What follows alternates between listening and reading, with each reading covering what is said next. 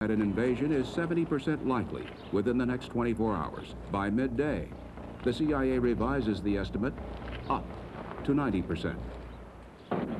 At 6 p.m. Washington time, Iraqi troops cross the border into Kuwait. Full control of the military situation in Kuwait, the nation they invaded, and a dispute over borders and oil production. The UN Security Council has been working all night on a resolution to condemn Iraq. The White House says the U.S. is deeply concerned about this blatant act of aggression and demands the immediate and unconditional withdrawal of all Iraqi forces.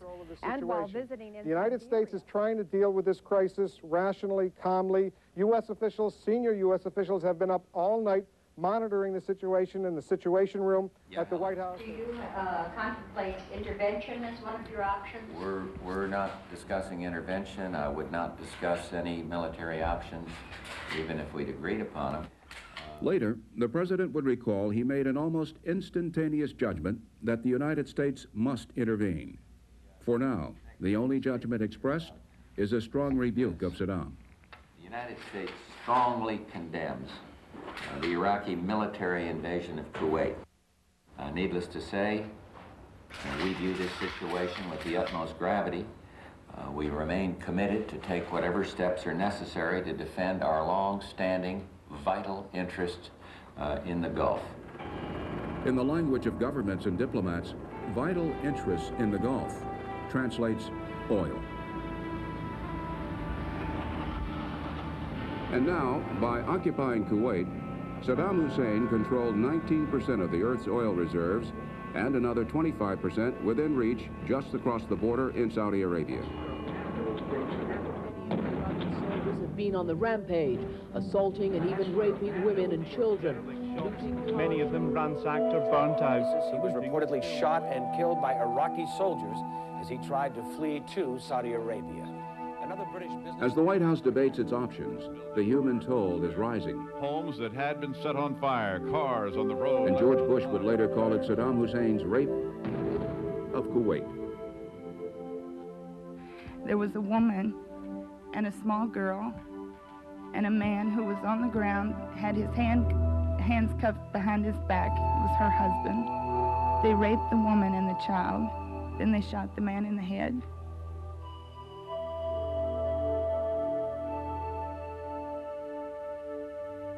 The Iraqis dunked his head into a swimming pool until he almost drowned.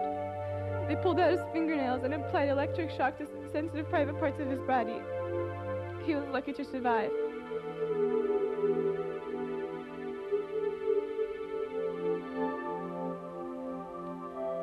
Last week there was a mass execution of 21 university professors.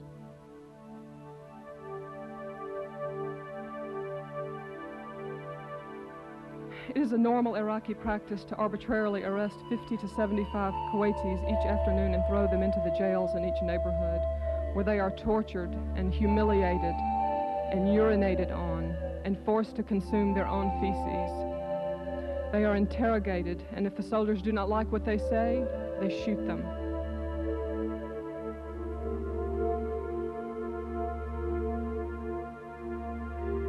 They took the babies out of the incubators. Took the incubators and left the children to die on the cold floor.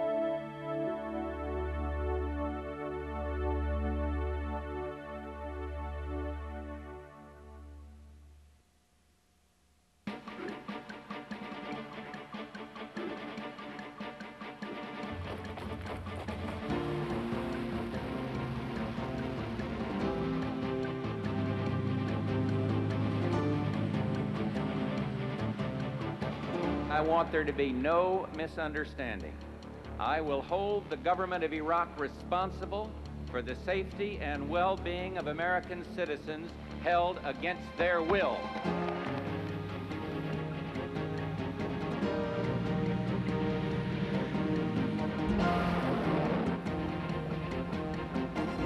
It's going to be a bloody conflict, and America will lose, and America will be humiliated.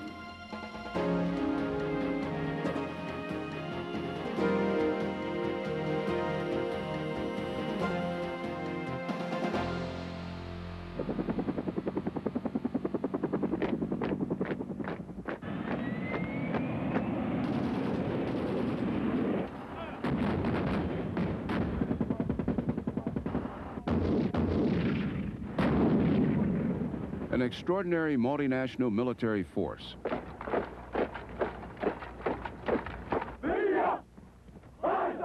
$690,000 troops from 28 countries.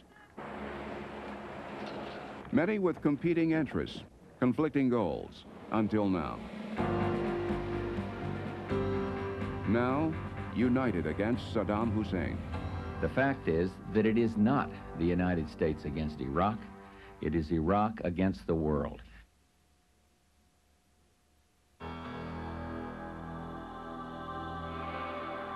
Initially, the president responds cautiously to the invasion of Kuwait, freezing Iraq's assets, and protectively Kuwait's. Anything new on the Gulf? What's going on in the Gulf? Any new developments, Mr. President? No, I had a long talk with King Fahd just now. What did you want? Well, we're just reviewing options, and he's going to have some meetings over there.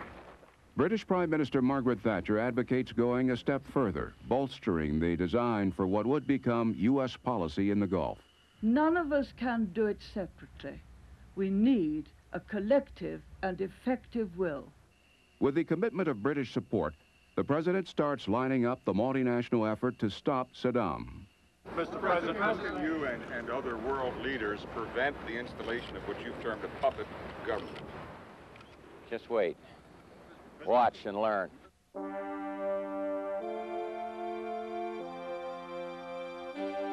He works the phones with a personal style honed during a career as a congressman, CIA director, ambassador to China and the United Nations, and as vice president. Now, with a crisis in the Gulf, Bush dispatches Secretary of State James Baker to help cement the coalition of nations opposing Saddam. Military, economic, political promises are made. Within days, President Bush has forged an unprecedented international alliance. After initial reluctance to speak out, 14 of the 21 members of the Arab League vote against Iraq. With new bite from the cooperating superpowers, the United Nations Security Council unanimously approves mandatory economic sanctions against Iraq. The United States and Soviet governments issue a joint statement against Iraq. We take the unusual step of jointly calling upon the rest of the international community to join with us in an international cutoff of all arms supplies to Iraq. The Soviet Union's support is crucial. Moscow had been one of Iraq's chief suppliers of military equipment. Its military advisors were still in Baghdad when Soviet-built tanks led the invasion of Kuwait.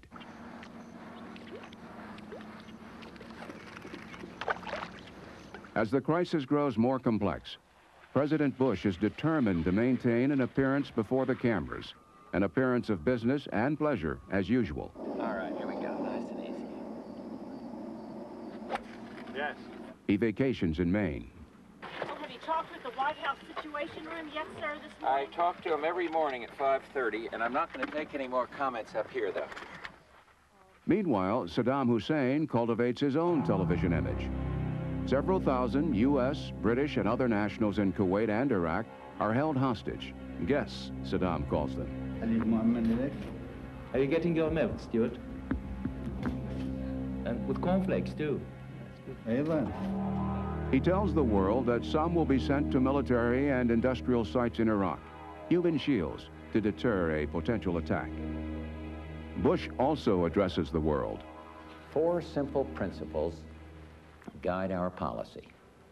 First, we seek the immediate, unconditional, and complete withdrawal of all Iraqi forces from Kuwait.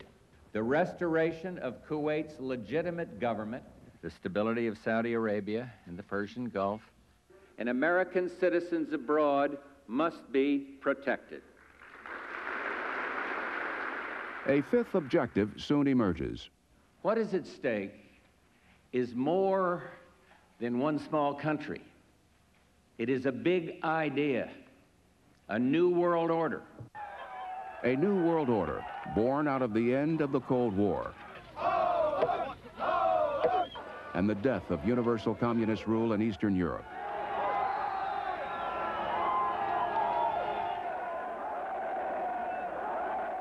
born too out of fears that history might repeat itself. As was the case in the 1930s, we see in Saddam Hussein an aggressive dictator threatening his neighbors.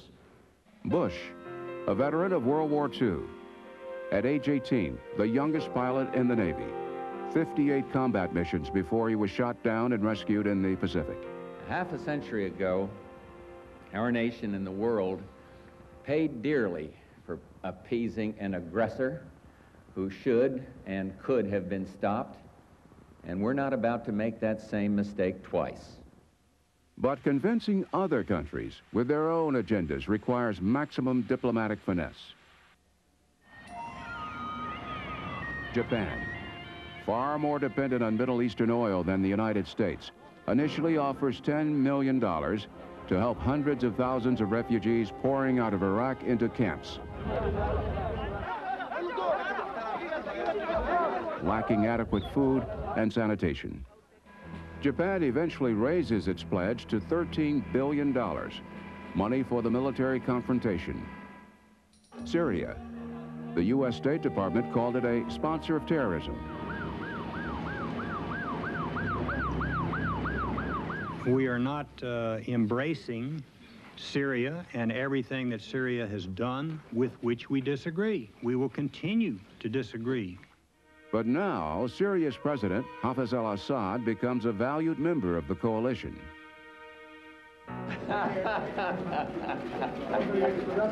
And despite the image of superpower harmony, Bush and Gorbachev disagree over linking the future of the Palestinians to an Iraqi withdrawal from Kuwait. And it seems to me that there is a link here. But the thing that I feel strongly about is that these issues are not linked. President Bush presses on. At the United Nations, he speaks of life after the Cold War, of a new world order. A partnership based on consultation, cooperation, and collective action. I see a world of open borders, open trade, and most importantly, open minds. But Bush's vision of a peaceful future is challenged by the political messiness of the present. No war now! No war now! Despite his pledge to promote democracy, critics charge the president is going to war to protect oil, to protect rich autocratic monarchies. And just before the shooting starts, the more cooperative Kremlin takes a page from old Soviet regimes, ordering in troops and tanks against Lithuania's independence movement, killing at least 12 people. Clearly, there is disorder in the New World Order, so much so that a historic coalition of armies is assembled in the Middle East. They would find out if their political success, agreeing on a common cause, could be duplicated in battle.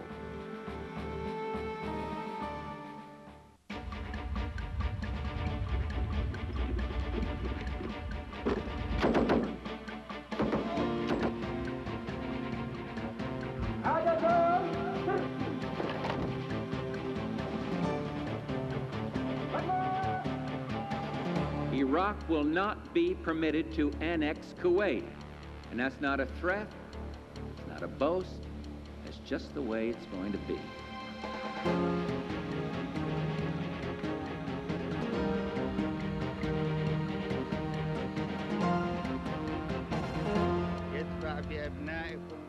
Mr. Bush, ladies and gentlemen, is sending your sons to a war which has no human value or meaning.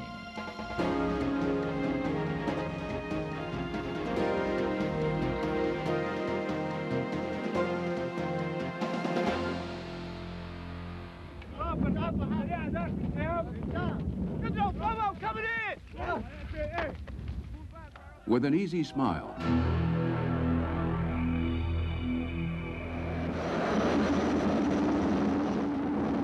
the pat of a small shoulder,